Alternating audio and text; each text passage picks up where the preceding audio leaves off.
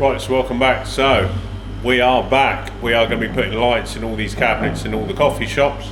So first thing first, we've marked out the edge of our glass cabinet. So we're going to drill a hole down here, and then we're going to bring the cable up here, which the glass cabinet is going to be here. So we're going to glue the little 20. So we're going to glue the 24 volt wire to here, and then we're going to glue it all the way along here under here, and then our LED strip is going there.